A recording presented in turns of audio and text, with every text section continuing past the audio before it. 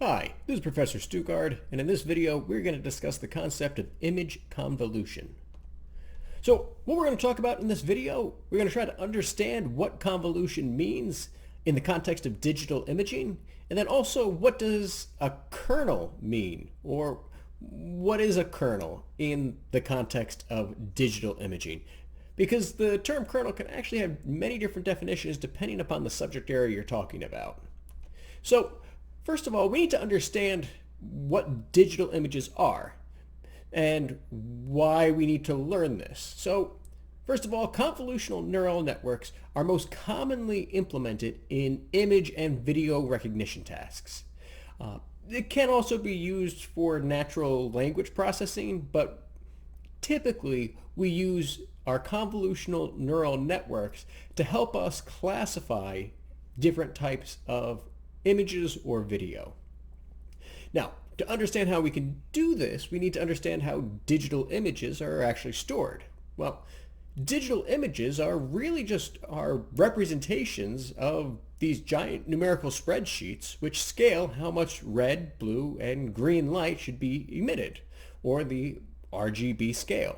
Now, some images actually also have a fourth parameter, which is the alpha value, which, as we should hopefully remember, is our level of transparency. And so depending upon the type of image, we either have our just red, blue, and green scale and three values, or sometimes we have that fourth for our alpha or transparency. So again, our JPEGs, those are simply RGB, and a PNG file would be RGB plus alpha. But the important part is that, again, all these images are just giant spreadsheets of numbers. They're just giant lists of numbers separated with commas, and your screen just knows how to interpret those for the different levels of color for each individual pixel.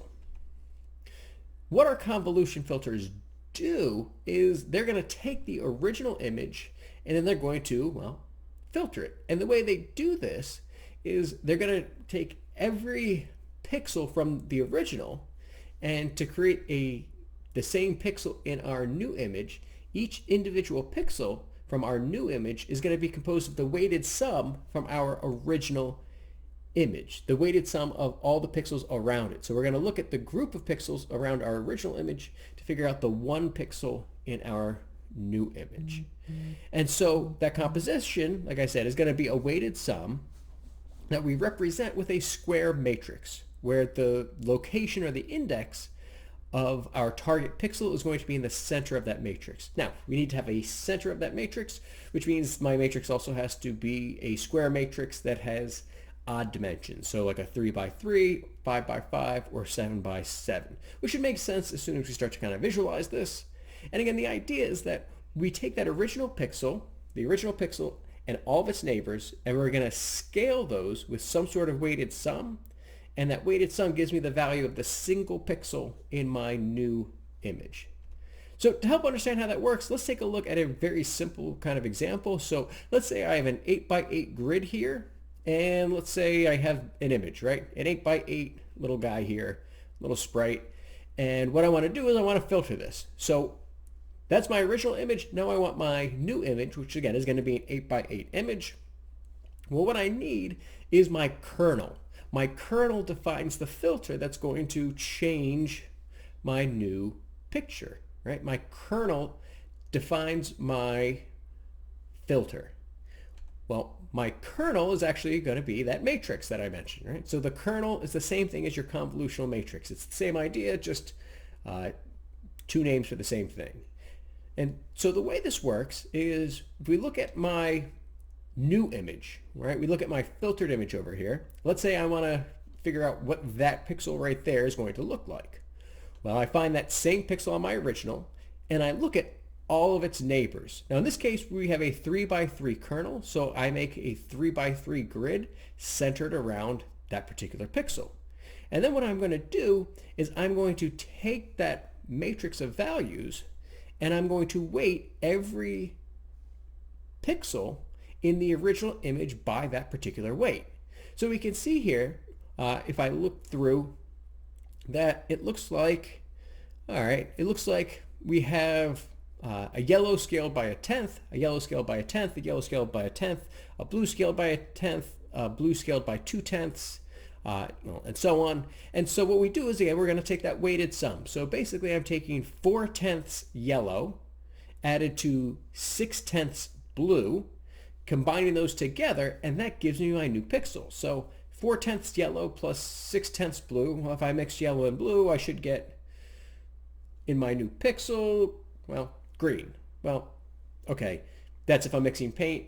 Light works a little bit differently than mixing paint, but the concept hopefully makes sense, right? I'm mixing 4/10 yellow to 6/10 blue. Well, yellow plus blue gives me green. And that's the way the convolutional filters work. It filters my original image depending on what that matrix in the middle looks like. Now, the filter, that convolutional filter, is defined by the kernel matrix, right? Or the convolution matrix is defined by that kernel. And there's actually a wide variety of matrices we can apply. And in fact, whatever, you can play with your own matrices. Make up your own matrix and see what happens. But we have some popular ones like blur. If I basically take all those neighbors around my original pixel and I kind of combine them all together, and it kind of squishes it and blurs it. It's going to make it look like all of its neighbors. And so we have the 3x3 matrix for blurring an image. The other one I have there is edge detection. How do we detect edges in photographs? And actually, if we apply that convolutional filter, we will see that it only detects the edges. And that's actually the same exact technology that's working in your cell phones. When you're trying to take a picture, if it does recognizes that there's a person, it's detecting the edges, then it runs through a different convolutional filter to detect if it's a person or not a person. And we can actually layer together these different convolutional filters to actually classify images or even classify video in kind of a really cool way.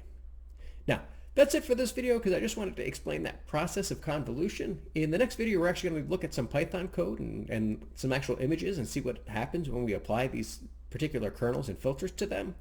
But for now, what I want to make sure that we understand, what we know is, well, first of all, what is a kernel in the context of image processing? Because like I said, kernel could have a lot of different definitions depending on the type of mathematics or computer science that you're doing. But in this particular context, when we're talking about convolutional neural networks, what is the kernel?